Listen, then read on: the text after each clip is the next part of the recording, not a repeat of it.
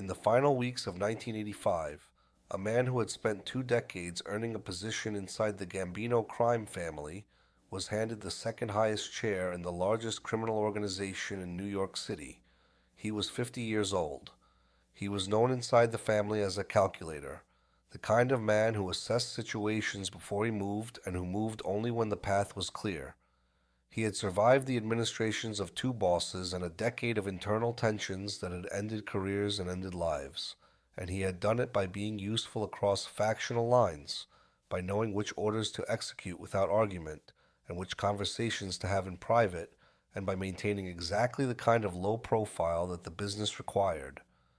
Those qualities had made him, in the judgment of John Gotti, the man most capable of steadying the organization during the period immediately following the most audacious and unauthorized murder in the history of New York organized crime. His name was Frank DeCicco.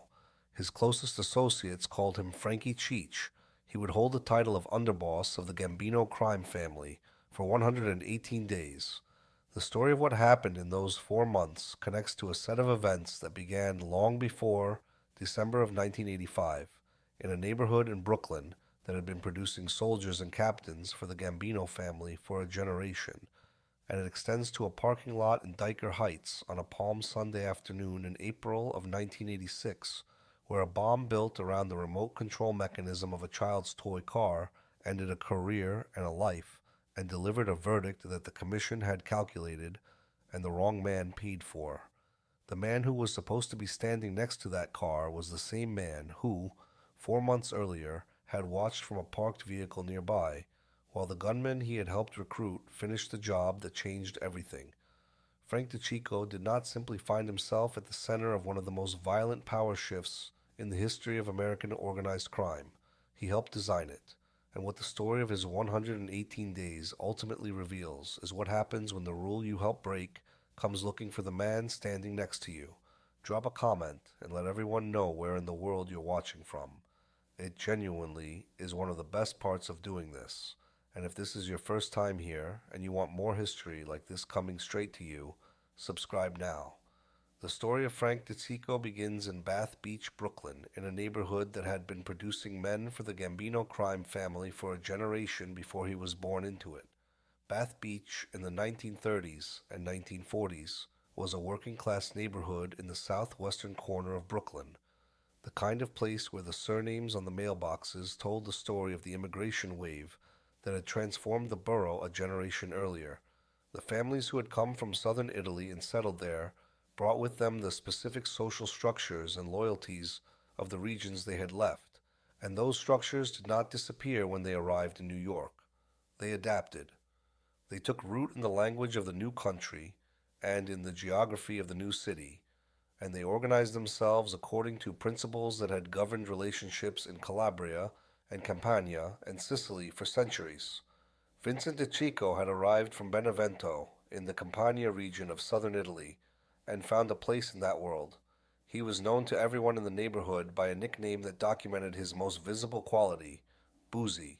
He was an alcoholic and he was a soldier in the Gambino crime family, and he passed both of those facts on to a son born November 5th, 1935.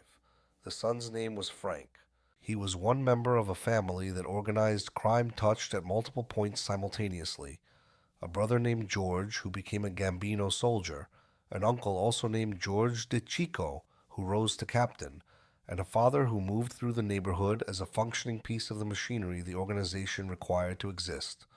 A nephew, Robert DeCicco, would later follow all of them into the same structure.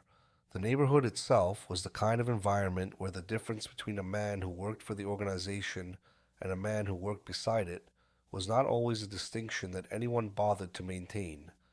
The connections were embedded in the social fabric, in the clubs and the card games and the weddings and the funerals, where the same names appeared in the same configurations year after year. A boy growing up in Bath Beach in the 1940s who had a father who was a Gambino soldier and an uncle who was a Gambino captain was not being steered toward organized crime through any particular act of recruitment. He was living inside a world that had already arranged itself in a certain way and in which the paths were well worn. One other family from Bath Beach had navigated that same world and arrived at a position of considerably greater authority. Paul Castellano, born in 1915 in Brooklyn, had grown up in the same neighborhood before ascending through the organization to its highest position after the death of Carlo Gambino in 1976. The shared geography would become the foundation on which the first chapter of Frank DeCicco's career was built. Two men from the same streets, a generation apart, who recognized in each other something familiar enough to sustain decades of professional trust. Frank DeCicco was tall and powerfully built, with a thick neck and a slightly mashed nose that suggested earlier encounters with physics of the kind that tend to rearrange faces. He dyed his silver hair black, leaving silver streaks that he wore combed back in a pompadour style. He drove a nondescript Buick Electra, the kind of car that registered with no one on a Brooklyn street. He was, by multiple documented accounts, a disorganized man in his personal habits. His car was perpetually in a state of disorder, his jacket pockets stuffed with dozens of business cards accumulated from every meeting and contact and transaction of a career conducted entirely in informal settings. Salvatore Gravano, who would become the Gambino family's underboss, and later its most consequential government witness, described DeCicco as calculating and observant. Paul Castellano, who knew him as well as anyone, offered a simpler characterization. He told Gravano that DeCicco was a gambler and a street dog. These were not terms of criticism, they were terms of recognition. In the world that Bath Beach produced, the ability to calculate a situation before committing to it, and the willingness to operate on instinct when calculation was not possible, were not contradictory qualities. They were the qualities the work required. And Frank DeCicco, growing up in a household where the organization was not an abstraction, but a daily presence, had absorbed them from the beginning. He would spend the rest of his life learning to apply them to increasingly consequential problems. Frank DeCicco joined the Gambino crime family as a soldier in the years between the late 1960s and the early 1970s, becoming a made member in an organization that his father and uncle were already part of, and in which his brother George would follow him. The entry was not dramatic. It was the result of years of demonstrated reliability in the specific activities the family required from the men it was considering, the willingness to carry out orders without elaboration, the discipline to keep operational details away from people who did not need them, and the ability to generate income through the loan sharking, gambling, and cargo hijacking operations that had been staples of the Brooklyn organized crime economy for decades. In 1973, DeCicco entered into a working partnership with a man who was still an associate at that point, but who would eventually rise to the second position in the Lucchese crime family. Anthony Casso, who would later earn the nickname Gaspipe, had his own connections to the Lucchese organization through South Brooklyn neighborhoods adjacent to Bath Beach. The two men spent a period robbing diamond dealers and hijacking trucks throughout New York State together, the kind of work that generated cash and demonstrated the operational confidence that both organizations were evaluating in younger men during that period. The partnership between DeCicco and Casso would not remain a simple business relationship. The same two men who worked together in 1973 would find themselves 13 years later on opposite sides of one of the most consequential decisions in the history of New York organized crime. It would be Casso who supervised the operation that killed DeCicco. The instincts that made them effective partners in truck hijackings made them formidable adversaries when the stakes were incomparably higher. After his early work as a soldier, DeCicco's trajectory changed when his relationship with Paul Castellano deepened. Both men were Bath Beach natives, and the shared geography created the foundation for the kind of trust the family's hierarchy was built on.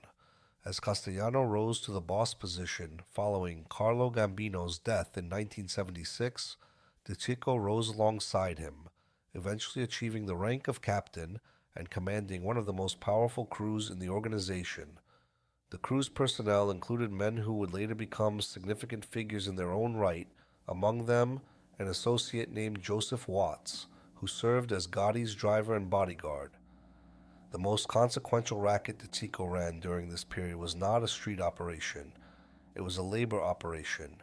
Through his relationship with Castellano, he obtained a no-show official position with Teamsters Union Local 282, the local whose members delivered concrete and building materials to construction sites across New York City and Long Island.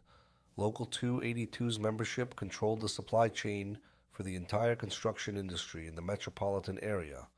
The local had the practical power to shut down every major building project in the city. Through DeCicco, the Gambino family installed its own members throughout the local structure and positioned itself as the essential intermediary between the union's leadership and the companies that needed labor peace to keep their projects moving. His specific role included delivering the payoffs from union officials, among them John Gotti and Robert Casso, to the Gambino administration, maintaining the money flow that kept the arrangement functioning. DeCicco attended meetings at Castellano's mansion on Tot Hill in Staten Island, a residence that the family's inner circle called the White House. It was there that the family's major decisions were made, and DeCicco's regular presence at those meetings confirmed his standing within Castellano's trusted circle.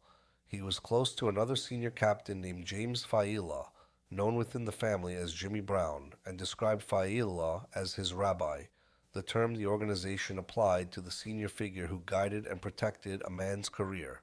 That relationship would acquire a particular irony in time.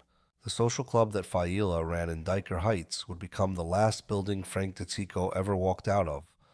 He was doing all of this inside a family where the distance between a trusted captain and the underboss's chair was not simply a matter of organizational rank.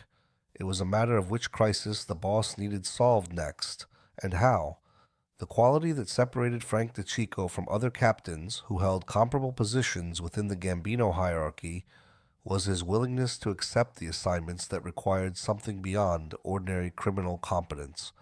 The problems Castellano brought to him tended to be the ones that no one else wanted, situations where the normal tools of the organization were complicated by personal relationships, by the existing loyalties of the men involved, or by the specific reputations of the people who needed to be dealt with.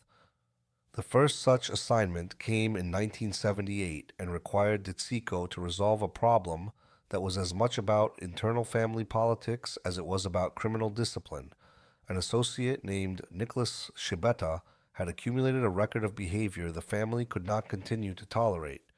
Cocaine use in violation of the organization's explicit prohibition on drug involvement, public altercations at mob-associated venues that drew attention the organization did not want, and an insult directed at a female relative of DeCicco's Uncle George, which in the culture that governed these relationships constituted a personal offense requiring a formal response. Castellano ordered Schibetta killed. DeCicco was tasked with a specific and delicate part of that order, informing Gravano that the man being killed was his brother-in-law. Salvatore Gravano had been with the Gambino family for years by that point and had his own position within its hierarchy. Telling him that a family member was about to be murdered required a combination of authority and personal credibility that not every captain possessed. DeCicco possessed both. He delivered the information in a way that eventually produced acceptance rather than rebellion. Schibetta was killed. His remains, when investigators looked for them later, were essentially unrecoverable. Only a hand was ever found. The second significant assignment came 5 years later and was considerably more complicated. Roy DeMeo was a Gambino soldier who headed a crew responsible, by the estimates of federal investigators and later of participants themselves, for somewhere between 75 and 200 murders. DeMeo had built an operational system for the volume of killing his crew produced, and the scale of it had drawn comprehensive federal attention by 1983. Castellano feared that the pressure on DeMeo would eventually produce the one outcome the organization could not absorb, a man who had committed dozens of murders and knew the identities of everyone who had ordered them becoming a cooperating government witness. Castellano gave DeCicco the assignment to have DeMeo killed. The problem was that DeMeo's reputation was such that recruiting anyone willing to approach him was nearly impossible. He was known as a man who killed without hesitation and at extraordinary volume, and the prospect of attempting to murder someone with those specific qualities, and failing, was not one that any reasonable person in that world wanted to contemplate. DeCicco found a solution that was, in retrospect, characteristic of the way he operated. Rather than attempting to recruit an outsider to take on an almost impossible job, he went inside DeMeo's own crew and convinced two of DeMeo's closest associates, Anthony Center and Joseph Testa, to kill their own captain. On January 10th, 1983, DeMeo was lured to a garage in the Sheepshead Bay section of Brooklyn, where he was shot 7 times in the head. His body was placed in the trunk of his own Cadillac and left at a nearby boat club parking lot. The problem that could not be solved directly was resolved by turning the problem against itself. These two assignments established DeCicco's specific value to the organization in terms that no number of successful gambling or loan sharking operations could have matched. He was the man who could carry out the work where failure was not an option and where the difficulty was not physical danger but human complexity. He was the man who could walk into the worst possible conversations and emerge from them with the outcome the organization required. That reputation would make him the natural choice for the most consequential assignment of his career, and it would also make him the man that John Gotti needed in December of 1985. These were not the skills of a pure enforcer. They were the skills of a diplomat operating in a world where diplomacy failed and people died. The Gambino crime family that DeCicco operated within through the late 1970s and early 1980s was a family divided against itself along lines that its formal leadership structure could barely contain. The division was not simply personal, though it was personal as well. It was structural, a fundamental disagreement about what the organization was supposed to be and what kind of men were supposed to run it. On one side was Paul Castellano, who ran the family from the Tot Hill mansion with the sensibility of a man who believed organized crime's future lay in the direction of legitimate appearing business enterprises, construction, trucking, meat distribution, and the labor unions that connected all of those industries. These were Castellano's domain, and he had built them into an extraordinarily profitable apparatus. He was not indifferent to violence. He ordered it when he believed it was necessary, as the DeMeo assignment demonstrated, but he was increasingly oriented toward the kind of criminal activity that generated money without attracting law enforcement attention, and he was increasingly impatient with the street-level mentality that the other side of his family represented. That other side was organized around Agnello Della Croce, who had been the Gambino underboss for years and who represented a different tradition entirely. Della Croce, born March 15th, 1914, was a product of the same street-level Brooklyn and Queens criminal culture that had produced DeCicco and Gotti. His faction included John Gotti, who had been his protege for years, and the men of Gotti's circle who felt that Castellano's white-collar orientation had made the organization feel like a corporation that happened to commit crimes rather than a crime family that happened to own some businesses. The arrangement between Castellano and Della Croce held for years on the basis of a mutual understanding. Each would leave the other's sphere of influence largely undisturbed. Castellano ran the business operations. Della Croce managed the street soldiers and served as the internal enforcer whose capacity for violence kept discipline intact. Each needed the other, and that mutual dependence was what sustained the peace. What began to erode it in the early 1980s was a combination of external pressure and internal miscalculation. Federal prosecutors had been building the cases that would eventually become the commission trial, the most comprehensive organized crime prosecution in American history, in which the bosses of all 5 New York families, including Castellano, were charged with running a criminal enterprise. Castellano's legal situation was already precarious by the time the commission indictment was unsealed in 1985. His attention was divided. His freedom was potentially at risk. His ability to project authority across the family was constrained by the fact that he was spending significant time and resources managing his legal exposure. Into that vulnerability stepped the problem of Gotti's drug dealing, Angelo Ruggiero, one of Gotti's closest associates, had been operating a heroin trafficking network in direct violation of Castellano's explicit prohibition on narcotics. The FBI had been intercepting Ruggiero's conversations and recording detailed discussions of the operation. Castellano learned of the tapes and wanted access to them, understanding that they could give him the documented evidence of Gotti's faction's rule breaking he needed to justify moving against them. Gotti understood what Castellano intended and resisted turning the tapes over. The standoff created a direct and immediate threat to Gotti's position. Agnello Della Croce died of cancer at Mary Immaculate Hospital in Queens on December 2nd, 1985, at the age of 71. He was the only figure whose institutional authority could have held this particular set of tensions in check, and his death removed that authority from the equation entirely. Castellano did not attend the wake, citing concerns about his legal situation. For the men of Della Croce's faction, the absence was read as contempt, as a final confirmation that their boss had never respected the tradition they represented, or the man who had been its embodiment. Within days of Della Croce's death, Castellano made the decision that became the immediate trigger for what followed. He appointed Thomas Bellotti, his personal driver and bodyguard, as the new underboss of the Gambino family.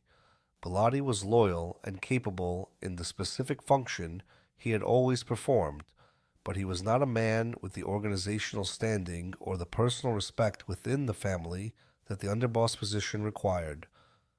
For captains who had spent careers building their credentials within the hierarchy, the appointment of a chauffeur to the second highest position in the family was an insult that landed with exactly the force Castellano may not have anticipated. Gotti was now facing a situation where the protection Della Croce had provided was gone, where the man most likely to succeed Castellano was someone he had no reason to trust, where his own rule-breaking on the drug question gave Castellano documented grounds to move against him, and where the faction most loyal to him was furious. He had to move first. Frank DeCicco's position in the autumn of 1985 was one that required a specific kind of reading. He was a Castellano man. He had built his career through Castellano's trust, had attended his private meetings at the White House, had run his most sensitive assignments, and had access to the inner circle that most captains never achieved. By any measure of organizational loyalty, he should have been among the last people Gotti turned to for support. But DeCicco was also someone who understood the mathematics of the situation more clearly than most of the men around him. He could see that Castellano's leadership had generated resentment across the family's broader membership, that the white-collar orientation that had made the organization profitable had also created a leadership style that felt distant and transactional to the men who were expected to live by the rules, while their boss lived behind a stone wall in a Staten Island mansion. He could also see that the legal pressures were not going to diminish. The commission trial was proceeding. Castellano's attention was divided. A boss spending his days fighting federal prosecution was a boss whose ability to manage the family's internal politics was compromised. DeCicco joined the conspiracy. The participants included Gotti, Gravano, Joseph Armone, and Frank Locascio. DeCicco's role made use of his most important asset, the personal access to Castellano that years of trusted service had established. Getting Castellano to a specific location at a specific time required a rationale that would seem legitimate to a man who was already cautious about his movements and wary of unusual meeting requests. DeCicco and James Failla found that rationale in the specific insult of Castellano's absence from Della Croce's wake. They approached Castellano together with a proposal. He owed it to the family to meet with Della Croce's people, to make a gesture of reconciliation for an absence that had been widely seen as disrespectful. A dinner meeting at Sparks Steakhouse at 210 East 46th Street in Midtown Manhattan was arranged for the evening of December 16th, 1985. Castellano agreed to come. He would bring Thomas Bellotti as his driver. The rest of the operation's preparation involved 4 shooters positioned at the restaurant entrance, dressed in white trench coats and Russian-style fur hats that made them identifiable to each other and inconspicuous among the crowd of Christmas shoppers filling the midtown streets in December. The plan was for the shooting to happen as Castellano stepped out of his car and walked toward the restaurant in the middle of one of the busiest streets in one of the busiest parts of the city at the height of the Christmas shopping season. The brazenness was deliberate. A killing this visible, this public, this overwhelming in its execution was itself a statement about what the new administration intended to be. It was the opposite of the Castellano model in every dimension. Gotti did not seek commission approval before proceeding. He gambled that a successful hit presented as fait accompli would be accepted by the other families, betting on his own speed and the weight of accomplished fact to make that calculation hold. The evening of December 16th, 1985 was cold in Manhattan, and East 46th Street between 2nd and 3rd Avenues was alive with the particular energy of the Christmas shopping season. Office workers moving through the early evening, restaurants filling for dinner, taxis navigating the midtown traffic. Sparks Steakhouse occupied a prominent position on that block, a restaurant whose quality and discretion had made it a preferred location for the kind of meetings that required both. At approximately 5:26 in the afternoon, a Lincoln Town car carrying Paul Castellano and Thomas Bellotti pulled to a stop outside the restaurant. The car had stopped at a red light on 3rd Avenue moments earlier, beside a vehicle occupied by Gotti and Gravano, who were observing the arrival from a position where they could see without being seen. The tinted windows of Gotti's car prevented Castellano and Bellotti from registering who was parked beside them. As Castellano and Bellotti stepped out of the Lincoln onto the sidewalk, the four men in trench coats and fur hats who had been positioned at the restaurant entrance moved toward them. The shooting was rapid and precise. Castellano was struck 6 times. Bellotti was struck 4 times. Both men fell in the street outside the restaurant, in full view of the other people on the block, on one of the most visible corners in Midtown Manhattan, 2 weeks before Christmas. The shooters walked away. No one pursued them. The noise and chaos of the moment required several seconds for bystanders to understand what had happened, and by the time any coherent response was organized, the men responsible had disappeared into the city. Gotti and Gravano drove away from the scene. DeCicco, who had been inside the restaurant when the shots were fired, came to the door in the immediate aftermath. Thomas Gambino, one of Castellano's loyalists, arrived moments after the killing. DeCicco turned him away. The killing was complete. No one was ever formally charged with the murders of Paul Castellano and Thomas Bellotti. Federal investigators believed they knew who was responsible, and the eventual testimony of cooperating witnesses established the outline of what had happened, but the specific identities of the 4 gunmen were never established to the standard that produces a criminal conviction. The most brazen mob assassination in American history remained technically unsolved in the formal legal sense. In the days that followed, Gotti declared himself the new boss of the Gambino crime family. He named Frank DeCicco his underboss. The period immediately following Castellano's murder was, by any organizational measure, one that required a particular kind of management. The commission knew the rule requiring approval before killing a boss had been violated.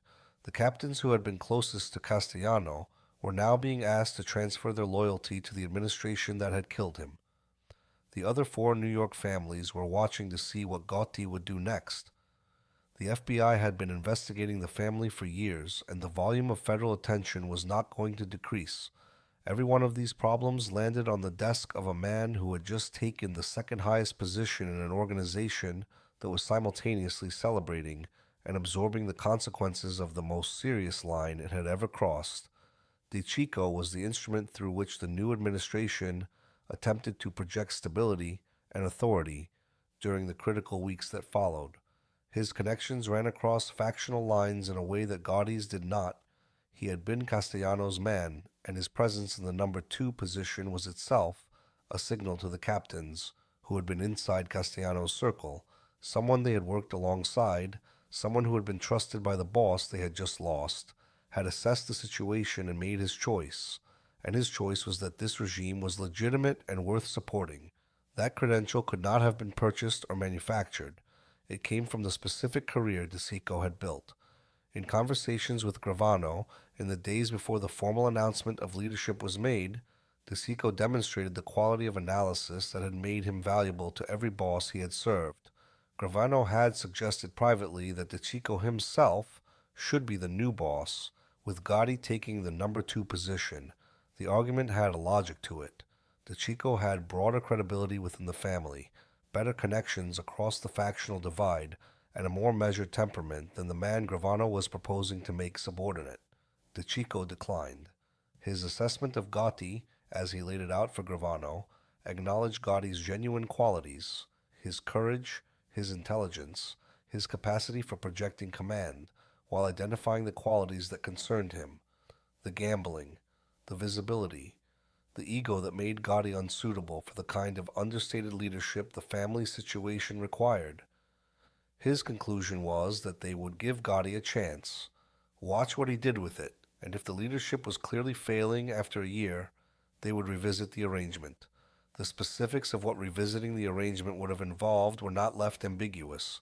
If Gotti failed, DeCicco and Gravano would remove him and install a different administration. It was the calculated gamble of a man whose defining quality Castellano had identified years earlier. He was a gambler, he was a street dog, and in the winter of 1985, he was betting on an outcome he did not live to see. DeCicco took control of the white-collar rackets that Castellano had built, the construction industry operations, the labor union relationships, the revenue streams at the more sophisticated end of the family's economic activities. He had been running pieces of these operations for years and knew their mechanics. The transition of management was, in that respect, less disruptive than it might have been under a different underboss. He was doing this work in a family that was now officially at the center of an unprecedented level of federal attention. The commission trial proceeding, the Ruggiero investigation active, the FBI's surveillance operations expanding. The men at the top of the family understood that the legal situation was serious, and that the murder of Castellano had not made it any simpler. What DeCicco could not know, in the first weeks and months of his tenure as underboss, was that the 118 days he had been allotted were already running. The Commission, the governing body of American organized crime that had been established in the early 1930s, existed for a specific purpose: to manage conflict between the 5 New York families and their counterparts across the country, to arbitrate disputes before they became wars, and to establish the rules that prevented the kind of internecine violence that had defined the era before the Commission's founding. The most important of those rules was the one that required approval before any boss could be killed. A boss who could be removed by an ambitious subordinate without consequence was a boss who existed in a state of permanent insecurity, and that insecurity was bad for business at every level of the organization. John Gotti had violated that rule publicly, with evident confidence that the other families would accept what he had done. In the short term, that confidence was not wrong. No one moved openly against him in the weeks following Castellano's murder. The other families assessed the complicated internal Gambino politics that had produced the killing, and declined to take a formal immediate position. But among the figures watching Gotti's ascension with the greatest concern was Vincent Gigante, the Genovese family boss, who was at that time in the process of constructing the psychiatric defense that would occupy the next decade of his legal career. Gigante and Castellano had maintained a close working relationship. The two men had shared interests in the construction industry operations, and the Genovese family's financial arrangements with the Gambino organization depended in part on the kind of stability that Castellano had represented. Gotti's move was not simply a violation of the Commission's rules. It was a disruption of arrangements that Gigante personally benefited from, and it was a precedent that threatened every boss in New York. Gigante reached out to the Lucchese family. The Lucchese boss, Anthony Corallo, understood that a world in which bosses could be killed without Commission sanction was a world in which his own position was less secure. Through the Lucchese leadership, the operational responsibility for planning, the punishment arrived at Victor Amuzzo and Anthony Gaspipe Casso. Casso, who had worked with DeCicco In 1973, in what must have seemed from the vantage point of 1986 like a different world entirely, was given the task of designing and supervising the operation that would kill Gotti. The decision to use a car bomb was not made for its shock value, it was made for its misdirection value. Sicilian born mafiosi, known within the American organization as Zips, were associated with car bombings in a way that American mobsters generally were not. The use of a bomb in Brooklyn, by the calculation of the men planning it, would direct both the Gambino family and law enforcement toward Sicilian organized crime rather than toward the Genovese Lucchese axis responsible. The method was designed to be a message pointing in the wrong direction. The selection of Herbert Pate, known in some accounts as Blue Eyes, as the man who would actually place and detonate the device, followed from a separate logic. Pate was a Genovese associate with no known connection to the Gambino family, a man who had never been seen in Gambino social clubs and at Gambino meetings could move through the parking area of a Gambino hangout without triggering the kind of recognition that would produce evasive action or early warning. He was a convicted tax evader on parole at the time, which added considerable personal legal risk to an operation that already carried enormous consequences if it failed. The bomb itself was constructed from plastic explosives connected to a remote control mechanism salvaged from a child's toy car. The detonation mechanism allowed whoever triggered it to remain at a safe observational distance while maintaining visual confirmation that the target was present. The meeting at the Veterans and Friends Social Club in Dyker Heights was the opportunity the planners had been waiting for. James Failla ran the club at 86th Street in Brooklyn, and a gathering that both Gotti and DeCicco were expected to attend was set for April 13th, 1986. The primary target was John Gotti. DeCicco, as the man who had been named Underboss and who had participated in the Castellano killing, was acceptable collateral damage. Palm Sunday, April the 13th, 1986, arrived with the quiet of a Sunday morning in a residential Brooklyn neighborhood. Dyker Heights was the kind of community where the streets were wide and lined with the solid brick homes that characterized the established Italian-American sections of southern Brooklyn, and where a social club occupying a ground floor storefront on a commercial block attracted no particular attention from anyone who did not already know its purpose. The Veterans and Friends Social Club on 86th Street was James Failla's club, and a meeting was scheduled there for that afternoon. Both John Gotti and Frank DeCicco had been expected to attend. What the men planning the operation from outside the Gambino organization had no way of knowing, until it was too late to act on the information, was that Gotti had changed his plans before arriving. The specific reason he did not come to the meeting that day, whether it was a security concern, a scheduling conflict, or the kind of unpredictability that characterized his movements, is not definitively established in the available record. He was not there. DeCicco attended the meeting. Also present was Frank Bellino, known within organized crime circles as Frankie Hartz, a soldier with the Lucchese crime family who maintained connections to various union operations where Gambino and Lucchese interests overlapped. The meeting ran its course in the afternoon. Herbert Pott arrived in the vicinity of the club carrying 2 grocery bags.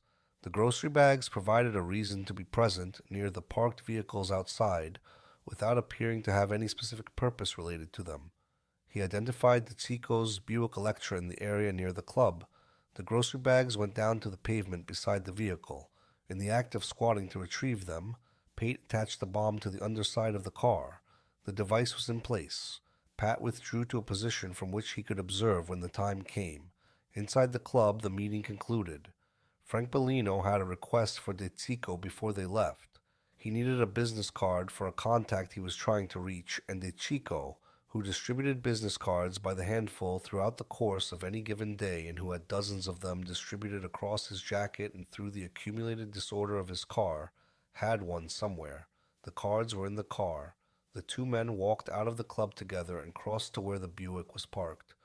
DeCicco got into the passenger seat to search through the car's contents for the card. Bellino stood on the sidewalk beside the vehicle. At approximately 1:45 in the afternoon, Pate triggered the remote detonator. The explosion was immediate and total.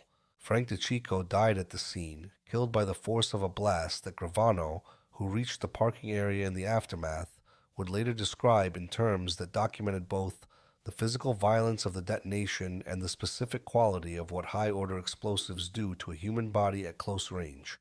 The concussive force of the blast displaced the fluids from DeCicco's body with an efficiency that left the physical evidence almost unreal. Gravano reported that when he attempted to move DeCicco, what he encountered was not what a person expects of a body. Frank Bellino survived. The blast blew his shoes from his feet and cost him several toes, and the force of the detonation sent him backwards from the vehicle. He was not the target, and he was not in the position that killed DeCicco. Gotti was not in the parking lot. The operation's primary target, the man whose death was supposed to constitute the Commission's formal response to the violation of its most fundamental rule, had not been present. The punishment had been delivered in full to the man who had been standing beside the car. The news of Frank DeCicco's death reached John Gotti in the hours that followed the explosion at 86th Street, and the reaction it produced was one that the people around him documented in subsequent accounts. Federal investigators monitoring the Gambino family's communications through a DEA informant received reports that Gotti was furious, that he was making statements about what would happen when his ongoing legal circumstances allowed him to respond, and that his immediate intention when the time came was to identify the parties responsible and collect the debt. The private fury did not translate into any immediately visible action. Gotti's legal situation, the Commission trial still unresolved, and the FBI's attention at its most intense, made open retaliation against another family's leadership a risk that even his instincts counseled against. The anger was real. The response would have to wait for a moment that, it would turn out, never fully arrived in the way he had calculated. What Gotti did instead was direct the organizational response to DeCicco's death through the formal structures of the family. He ordered every made member and associate of the Gambino organization to attend the wake held over 2 days at Scarpacci Funeral Home in Bensonhurst, a few blocks from the site of the bombing itself. More than 100 people came. Law enforcement observers were present outside, photographing and recording the attendees, adding names and faces to the files that were already extensive and growing. The turnout was Gotti's public declaration. This man was ours. His death is a debt, and we are a family that understands what debts require. The Catholic Diocese of Brooklyn declined to authorize a funeral mass before the burial. The reasoning offered by the diocese cited both the public nature of DeCicco's death and a concern for the solemnity of the occasion, the same grounds the diocese had applied in the immediate aftermath of Paul Castellano's murder 4 months earlier. Both men had been denied the formal right by the institution in whose neighborhood they had built their careers. DeCicco was buried at Moravian Cemetery on Staten Island, the island he had called home as an adult, despite having been born and raised across the water in Brooklyn. The organizational question of who would succeed DeCicco as underboss required a decision that was more complicated than it appeared. Angelo Ruggiero, one of Gotti's closest and longest-serving associates, was the natural candidate by personal proximity. But Ruggiero was already under federal indictment in the heroin trafficking case that had been building for years, and his conduct in the preliminary stages of those proceedings had been abrasive enough that his bail had been revoked. His candidacy for the second position in the family was not viable. Gotti settled on Joseph Armoni, known within the family as Joe Piney. Armoni was born September 13th, 1917, on the Upper East Side of Manhattan, and had been in the Gambino family long enough to have been a significant earner before some of the men around Gotti were born. He had been shot 5 times at close range in a Manhattan bar in 1964 and survived. He had served federal prison time related to major narcotics trafficking in the 1960s. He was a figure whose institutional history and personal reputation gave the underboss position the credibility the family needed in its current circumstances. Armoni would hold the position until his own legal situation produced its own accounting. In 1988, he was convicted on racketeering charges and sentenced to 15 years in federal prison. He died in custody in 1992 at the age of 74. The family that DeCicco had helped to create was now running without the specific qualities he had brought to it.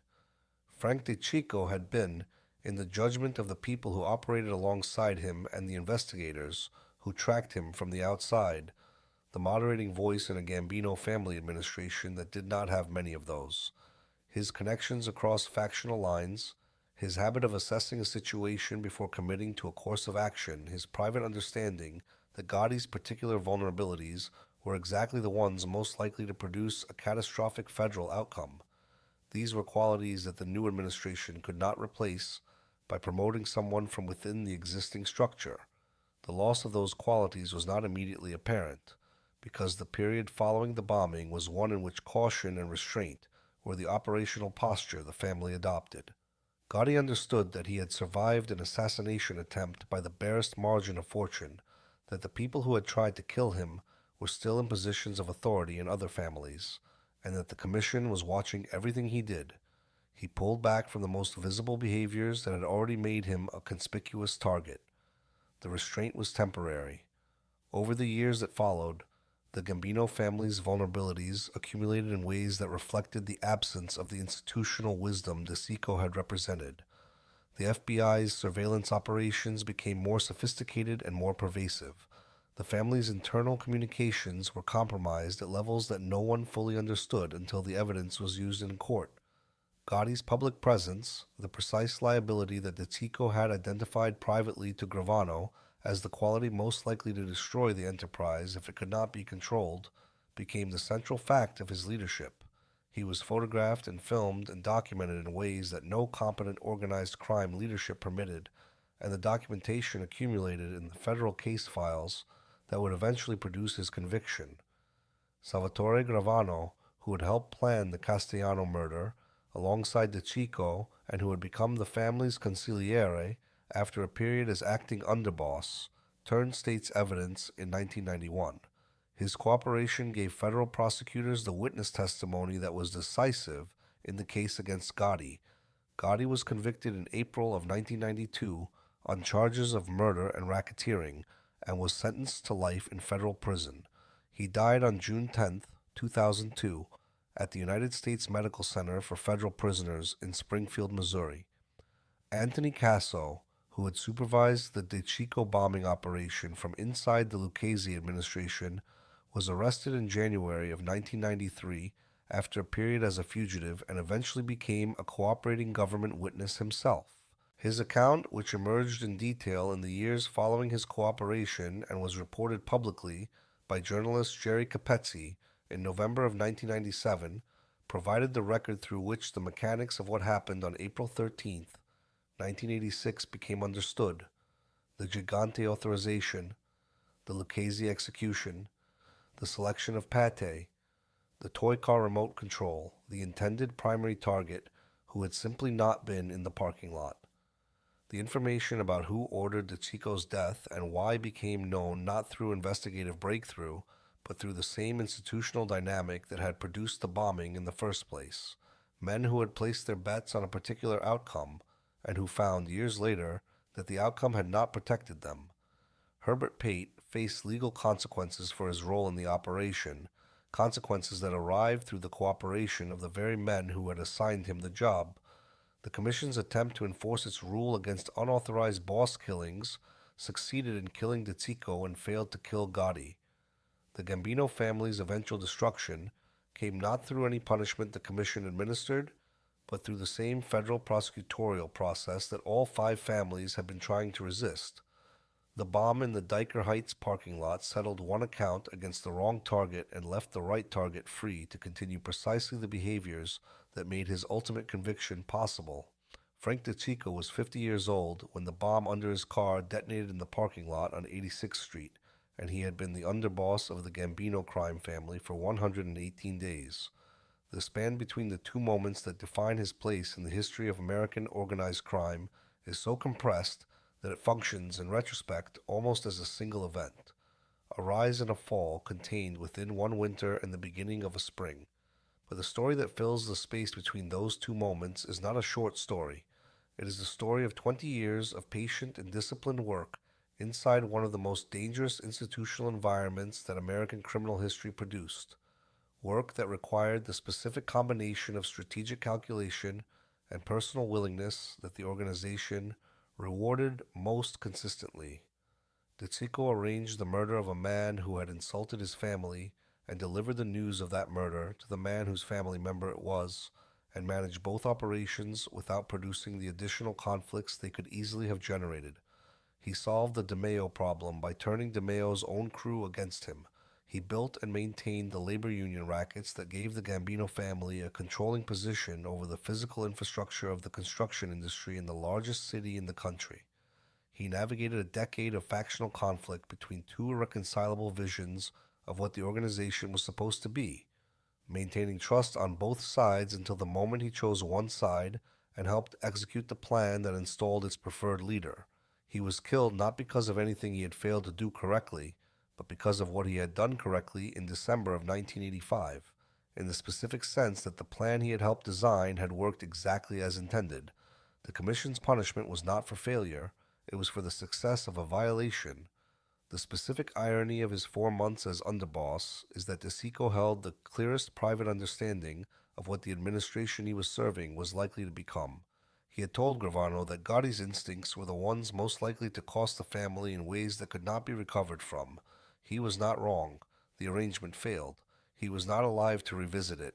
The Gambino crime family never again produced a figure who combined DeCicco's specific qualities at the moment those qualities were most needed.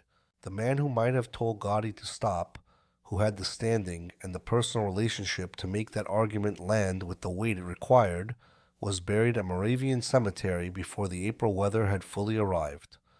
And the man he had decided to give a chance had a full decade of flamboyance and exposure ahead of him before the federal courts made the final accounting. The parking lot on 86th Street was a few blocks from the funeral home, where 2 days of mourners came to pay their respects under law enforcement observation. It was a few miles from Bath Beach, where a boy had grown up watching the organization absorb his father and his uncle and his brother, and eventually himself. It was a city and a world, and a set of rules apart from the steakhouse on East 46th Street, where it had all been set in motion 118 days earlier.